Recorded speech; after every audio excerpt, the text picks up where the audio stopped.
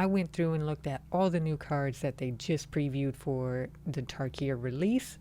They just did it as of the 18th, but this will be coming out on Wednesday, the day after. Here we go. We're just going by color. So the first card up that we're going to be looking at is Anafenza. I don't know how to say this name, so I apologize, but the Unyielding Lineage.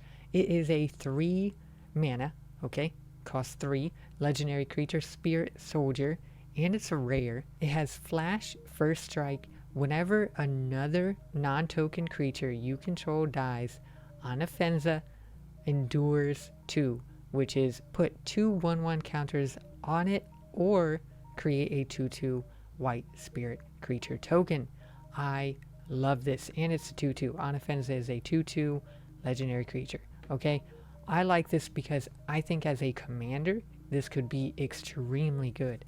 I am mostly a standard player, but you know, I'm branching a little. I'm trying to get into brawl, whatever, all that. Pretty easy, and it has flash. I think the flash is really what makes this card unique because you can flash it out in opportune times, you know, to really get full effect of her ability. Our next card up is Ringing Strike Mastery. So again, all the cards that I picked here are picked for a reason. They are things that stood out to me. I am not the smartest person, but these are cards that I think I could see myself using and I could get value out of. So this is a 1 cost, 1 blue, just 1 blue mana, and it's a common. Enchantment Aura. Enchant creature, when this aura enters, tap enchanted creature. Alright, so it's tapped now. Enchanted creature doesn't untap during its controller's untap step. Enchanted creature has pay 5, untap this creature. I'm a standard player, and I'm also like a draft player, so I could see this card being really good in draft, especially, but I could even see it being used in standard. Could it be as good in standard? Probably not. I do think it could have some uses if you're, you know, building a unique tap deck, which I've seen those. They're not as good, especially in the metagame right now. I really like this card, and it's a common. I wanted to give it some props. Out of the blue cards, I thought this one just sounded the coolest. I liked it. I don't know. Sorry, I'm a merfolk player, so Drowner has my brain a little bit rewired. Alright, so for the black cards, there were very cool ones. There was the Vampire and a couple other cards, but Sidisi really stood out to me. Regent of the Mire. It is a 2 cost, so 1 and then 1 black, and it's a rare legendary creature. Zombie, snake, warlock. Alright, pretty standard stuff right here, although you don't see many snakes. Recently there haven't been too many other than like Rotten Mouth and a couple others. So it has tap, sacrifice a creature you control with mana value X other than Sidisi. Okay? Return target creature card with mana value X plus 1 from your graveyard to the battlefield. Activate only as a sorcery. And Sidisi is a 1/3. I like this. I think as a commander, very strong. I think even in standard, not even, I think in standard you could use Sidisi. I could see Sidisi having some real strong value, but again, format's a little wonky right now, but I do think this card has a place. I really do. I like it. I like it a ton. Commander players are probably going to have a lot of fun with this. It's a 2-cost commander and has a really fun effect. Now, red had 2 cards that I was in between. One of them was another 2-cost, but I think this one just has more value, honestly. Sunset Strike Master. A 2-cost, 1 colorless, 1 red, uncommon, creature, human, monk. And it's 3/1. Alright, so really not anything crazy, but it has tap, add red. That's good. That's that's really good to me. Okay, just that effect. If that was it, I think that is really good for red. Red, their weakest point is mana. Honestly, that is the weakest thing. And you're telling me that we have a creature who can get the mana? I think this is good. I really do. I think this is a strong card. Now, it does have a second ability. Pay 2, plus a red. Tap, sacrifice this creature. It deals 6 damage to target creature with flying. This effect isn't as insane, but it does have a place. There are a ton of cards that this could kind of be an answer to, but I really think it's the mana adding that this card is going to be good for. Okay, now y'all know I love green. I love green and blue, but I really love green. Craterhoof Behemoth. Okay, this is a 5 colorless plus 3 green mana. This is a big boy, okay? Creature, beast, mythic rare, and it's a 5/5. Alright, so it has haste. As soon as you drop this, you can attack with it. But when this creature enters, creatures you control gain trample and get +X until end of turn, where X is the number of creatures you control. I love this so much. Oh my gosh. This is super fun. This is such a green card. I'm here for it.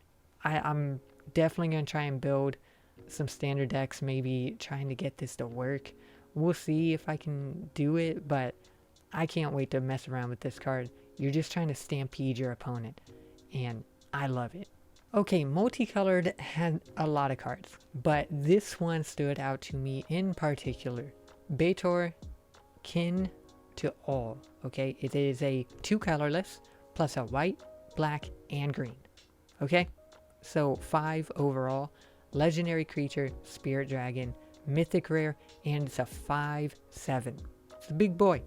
So you play this, it has flying. Alright, and then its effect is at the beginning of your end step, if creatures you control have total toughness 10 or greater, draw a card. Pretty solid. Nice little card draw. Then, if creatures you control have total toughness 20 or greater, untap each creature you control. Okay, so remember that other card I just showed you, the green boy. You drop him down, you got some big creatures. Okay, now they're all untapped after you just swung and your opponent somehow survived. Then, if creatures you control have total toughness 40 or greater, each opponent loses half their life rounded up. Yes, I love this. I love this. This is fantastic. I really like this. This is all around building up big boards of lots of critters. I love it. I'm here for it. Baator, I might have to make a brawl deck around Baator. If I'm being completely honest, I think this would be super fun. I love this card. As soon as I read that, this is my type of card right here. Now, the other dragon that spoke to me was Ureni. I'm pretty sure it's like Ureni, the Song Unending. It is a 5 colorless plus a green, blue, and red. So 5, 6, 7, 8. 8 cost dragon. Not bad. Mythic rare. 10, 10. 10, 10. Really big dude. Okay? Really big dude.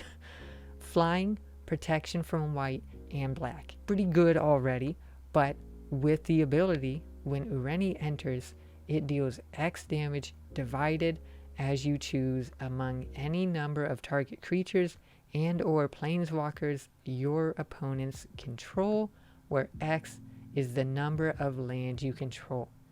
The reason I like this card, and it spoke to me, I think land decks are pretty cool. I really do. Maybe that's just me. We all love mana, but I think land decks can be real fun and real unique. You know, try and make a really goofy land deck that just kills everyone as soon as Ureni hits the board. So that was all the creatures. There were some ultimatum cards in there, which I liked, but, you know, to me, we've seen some stuff like that. I don't know. They didn't catch my eye too much, but they are very cool. Don't get me wrong. If I pull one out of a pack, I'd be hype. But our final card of the video, ending off with the lands, was Maelstrom of the Spirit Dragon. It's a land, a rare land. Obviously, we always got to make the rare lands good. So it has tap, add colorless. Easy. Or tap, add 1 mana of any color. Spend this mana only to cast a dragon spell or an omen spell. Alright, not bad. Or you can pay for, tap, sacrifice this land, search your library for a dragon card, any dragon card, reveal it, put it into your hand, then shuffle. It's a tutor. I love this. This is great.